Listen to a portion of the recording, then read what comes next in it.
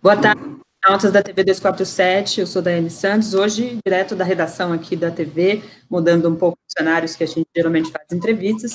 Nós vamos conversar hoje com uma liderança importante no cenário sindical e no momento que acontece o anúncio, né, há uma semana a Ford anunciou que vai fechar a sua fábrica em São Bernardo, né? Após 52 anos de operação, a fábrica, que é a mais antiga do Brasil em funcionamento, decidiu fechar suas portas e ali demitindo cerca de 3.200 trabalhadores, além de todo um conjunto de empregos indiretos que envolve a fábrica. Nós vamos conversar agora com o Wagner Santana, que é presidente do Sindicato dos Metalúrgicos do ABC. Wagner, obrigada por nos atender, eu sei que vocês devem estar numa grande correria por aí, mas falasse um pouco sobre a mobilização que vocês fizeram hoje pela manhã. Houve uma Assembleia de Trabalhadores, o que foi decidido, quais são as deliberações que os trabalhadores encaminharam nessa Assembleia? Bom, eu que agradeço, Daiane. Na verdade, hoje foi o primeiro dia depois do anúncio, né? O anúncio ocorreu na terça-feira passada. Após o anúncio, ou melhor, durante o anúncio, nós interrompemos a reunião, porque a fábrica nos avisava naquele instante do fechamento e que ela teria aproximadamente 40 minutos para tornar público esse anúncio.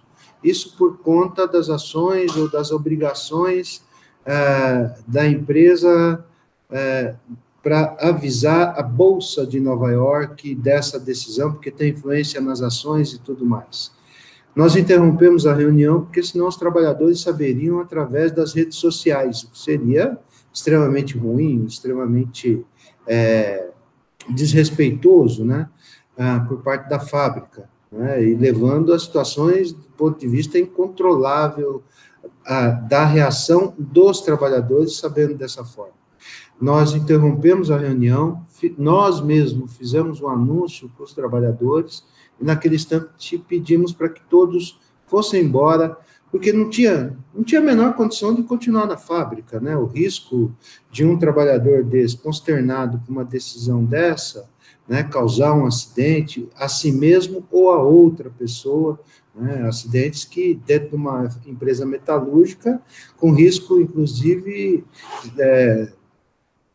da própria vida, né? Então, nós decidimos dispensar todo mundo e convocamos para esta terça-feira, sendo este o primeiro ato público, né, depois do anúncio. Correto. Vocês saíram em assembleia, em caminhada, em passeata hoje, contaram com a solidariedade de várias outras entidades sindicais, né, apoiando a iniciativa de vocês. Como é que a negociação com a empresa? A empresa, inicialmente, não tinha conversado com vocês, pelo menos ela vai conversar, já marcou uma conversa com o sindicato, como é que vocês, e o que vocês pretendem, de fato? É reverter o momento da empresa? Bom, primeiro é a reversão, esse é o objetivo, a reversão da decisão. Nós acreditamos que nós temos espaço para isso. Na verdade, essa história começa há quase 2 anos atrás. Há mais tempo, na verdade, se você for considerar o esforço que nós fizemos para a vinda do New Fiesta, que é o único carro que essa planta produz. Ela produz de automóvel New Fiesta e tem a fábrica de caminhões aqui. Antes de 2007, nós já sabíamos da intenção da empresa de encerrar o negócio de caminhões no mundo. Não interessava a Ford, segundo ela, produzir caminhões. Tanto é que essa é a única planta, junto com uma planta na Turquia, sendo que essa na Turquia, ela tem um parceiro, uma família turca, que é o grande investidor, mas que continua lá com uma fábrica Ford, com o logotipo da Ford, trabalhadores da Ford. Diante disso, nós começamos um processo de negociação com a empresa, que resultou no acordo em outubro de 2017. Esse acordo tem duração de 2 anos, ele vai até novembro agora desse ano.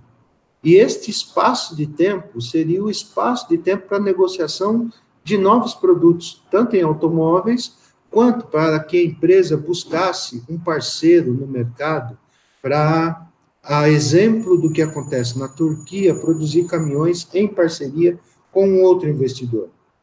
Essa era a intenção nossa o tempo inteiro. O que aconteceu no ano passado, no segundo semestre especificamente, é que nós percebemos que a Ford estava declinando da negociação e num compasso, né, que a gente imagina que seja um compasso de pré-aviso daquilo que acabou acontecendo há uma semana atrás, né? Ela não nos procura mais.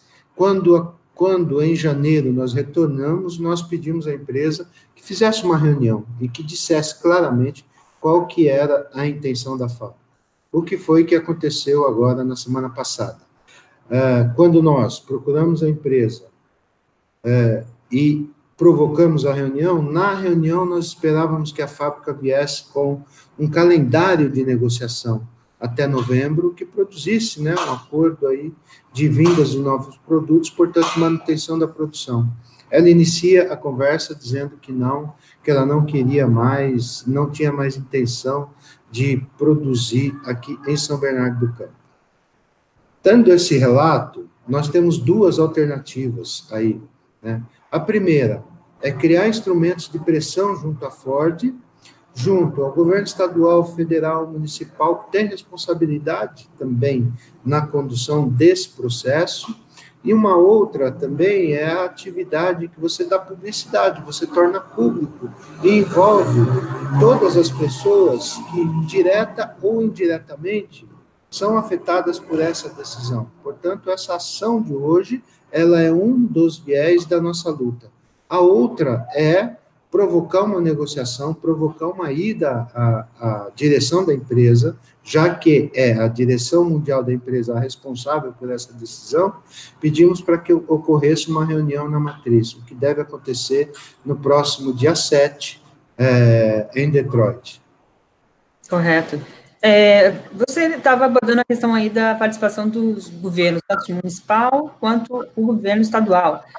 Houve uma iniciativa, a princípio, do governador de São Paulo, João Dória, de procurar um comprador para a fábrica. Vocês concordam com essa proposta? É uma saída? Não, comprador para a fábrica nós não queremos. Nós não estamos discutindo aqui a venda do parque industrial da Ford, até porque existem poucas possibilidades de aproveitamento daquele espaço, não seja uma produção de longa escala, como é a produção de uma montadora. Não adianta vender ali para áreas de condomínio, porque o espaço é enorme. Não adianta vender ali para a área de supermercado, porque teria que vender para 5 maiores redes desse país, dado o tamanho do espaço ali. E outra, não garante o emprego. Essa é a nossa principal questão. Portanto, a venda do parque industrial, a venda daquele espaço, para nós não interessa. O que interessa é a discussão que nós estávamos fazendo, e se o governador conseguir produzir algum parceiro nesse sentido de continuar a produção do Ford Cargo, o caminhão da Ford, e isto garantir o emprego dos milhares de trabalhadores que ali estão, com relação a isso, nós não temos problema. Agora, a venda, simplesmente, não é o papel que a gente espera do governo do Estado. Correto. Dentro dessa discussão de participação dos municípios, estados, o ABC era o berço, acho que ainda é o berço do setor automotivo, né? Nos últimos anos, recebeu isenções fiscais para estimular a venda e se aproveitou bastante desses instrumentos.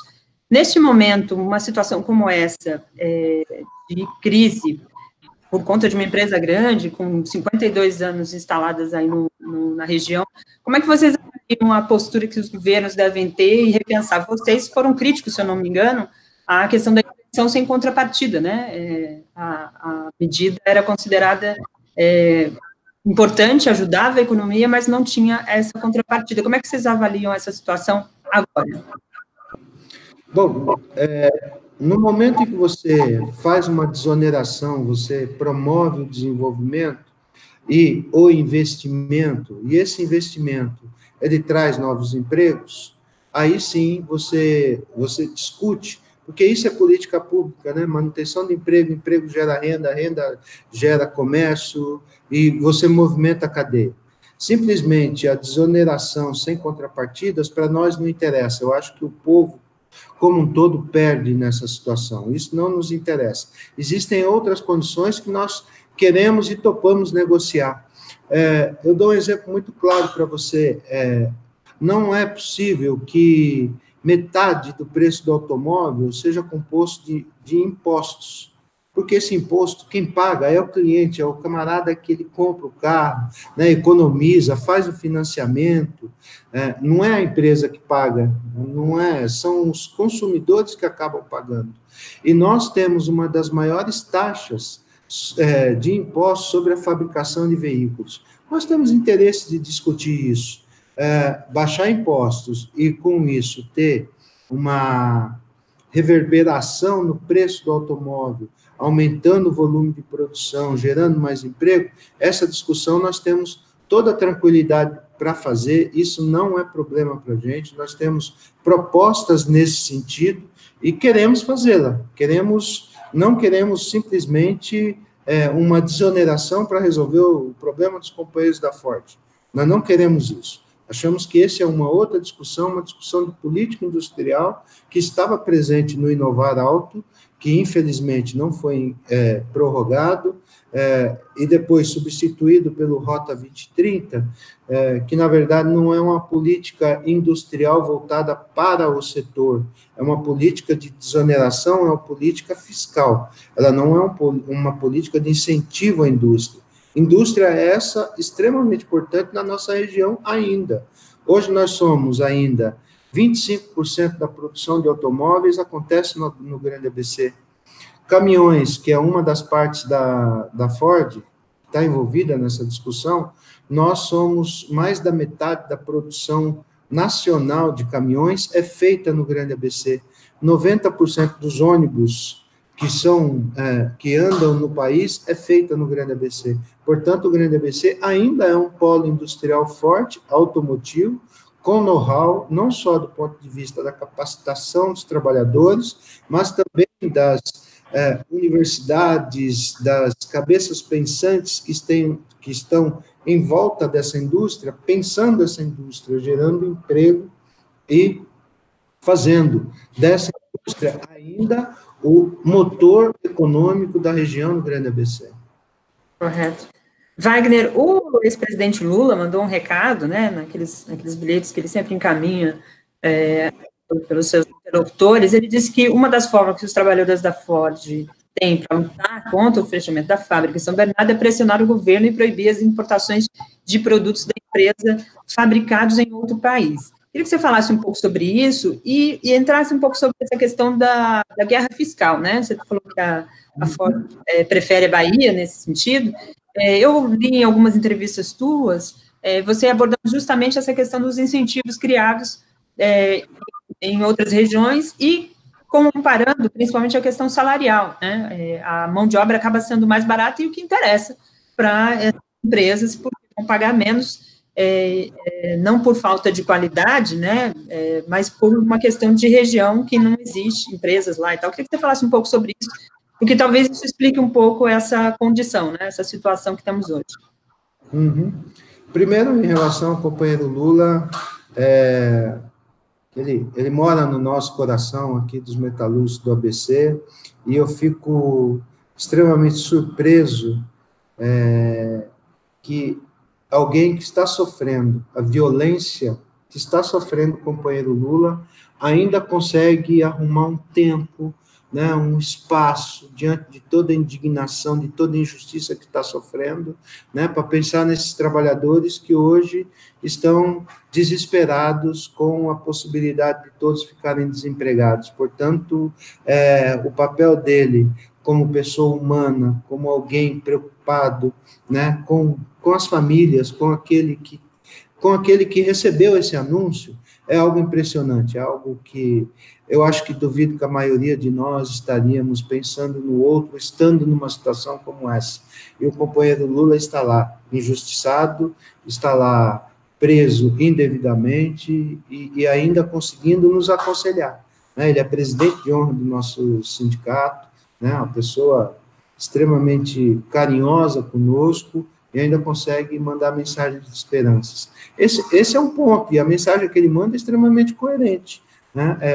Não pode uma empresa que abdica da produção nacional, ela continuar importando veículos e não abrir mão do mercado. Aí fica fácil, né? Eu não produzo aqui, vou produzir aonde for mais lucrativo, mas eu quero esse mercado, eu quero a parcela desse mercado. A Ford hoje ela deve estar colocada entre a quarta ou a quinta montadora nesse país, de um mercado que está crescendo, está se recuperando. É lógico que é num piso baixo, né? Por conta da crise, teve uma redução de vendas de veículos, mas ela vem se recuperando também.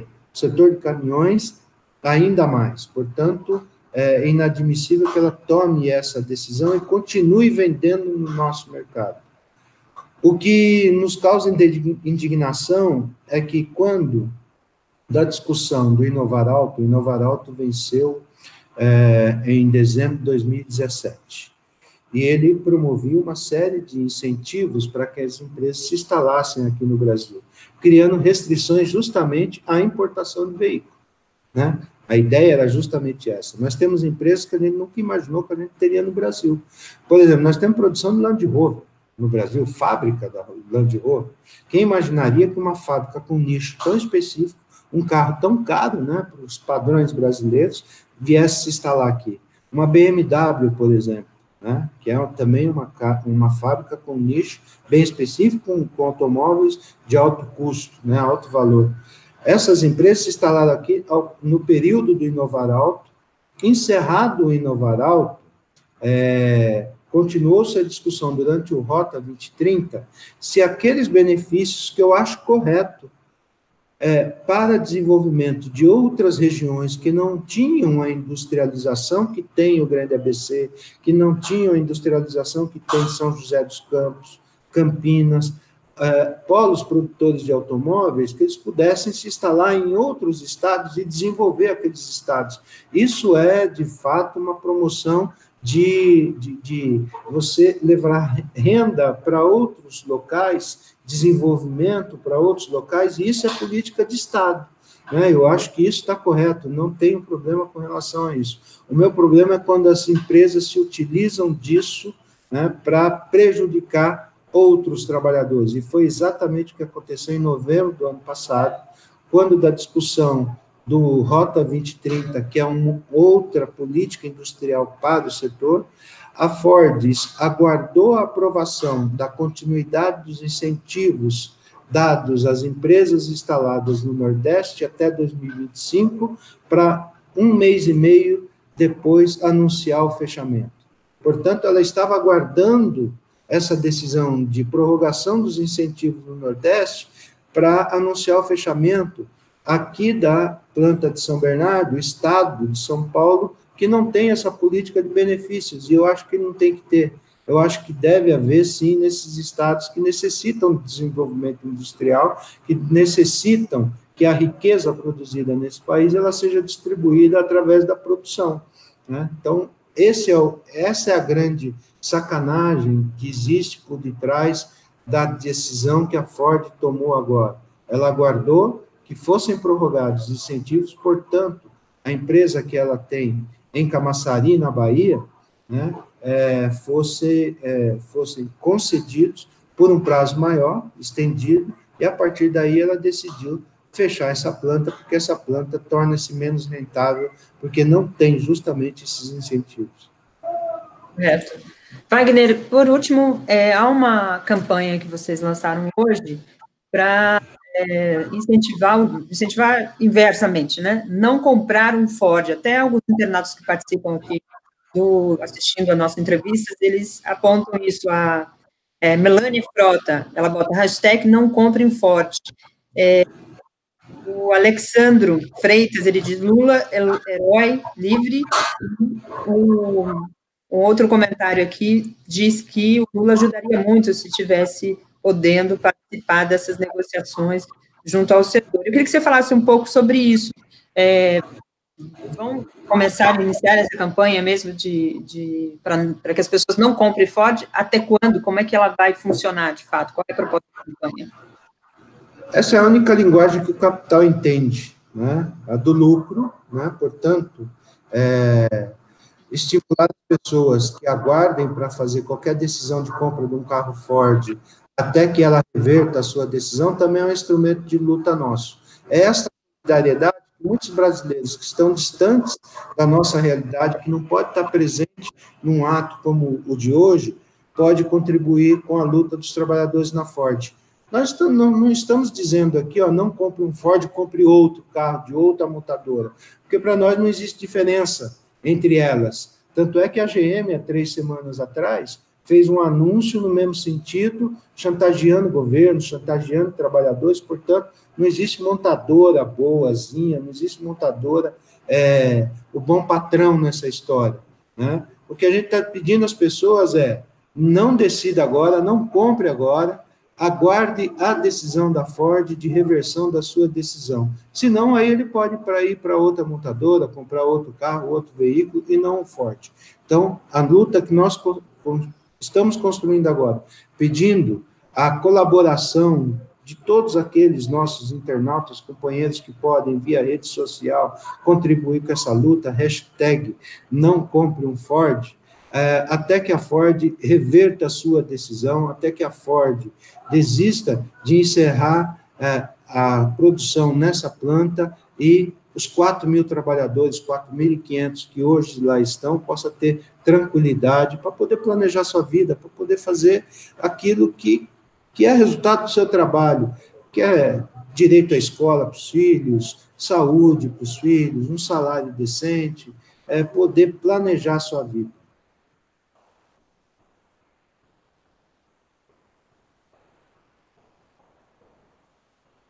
Eu não te ouço. Não estou ouvindo.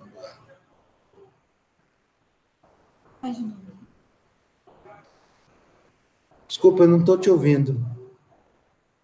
Passos que vocês vão ter aí nesse processo. Eu queria que você fizesse suas considerações finais nesse sentido. Agradeço a sua participação aqui conosco e dando aqui, né, por parte da TV, o espaço para que vocês falem das suas mobilizações e contem com a gente da forma que a gente puder contribuir com a mobilização dos trabalhadores aí da Ford e do ABC. Obrigada, Wagner.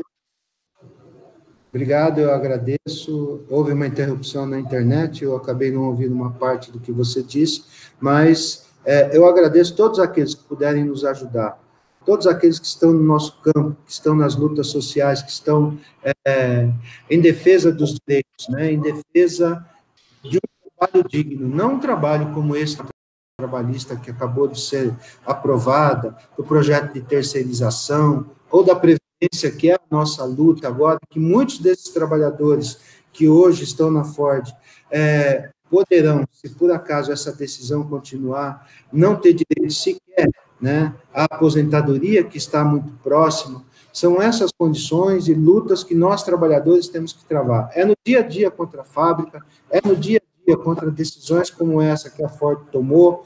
Não só aqui, nós temos uma outra empresa, Dura Automotive, em Rio Grande do Sul, são 300 trabalhadores que ela anunciou o fechamento. Também estamos fazendo a mesma luta, para a gente não importa. Se tiver um trabalhador que tiver seu direito lesado, com certeza o sindicato, o movimento sindical estará junto e contamos com cada companheiro e companheira para divulgar e principalmente divulgar essa campanha agora em relação à Ford. Hashtag não compre um Ford, porque isso vai nos ajudar na negociação e na pressão contra a empresa. É isso aí. Obrigada, Wagner. Obrigada aos internautas que acompanharam aqui a nossa entrevista. Continue acompanhando a nossa programação. A gente volta daqui a pouco com o Rui Costa. Rui Pimenta, né? Rui Costa Pimenta. Tá certinho eu achei que tinha errado o nome dele. Então, continue acompanhando a nossa programação. Obrigada, Wagner, novamente. Um abraço. Até mais. Até logo.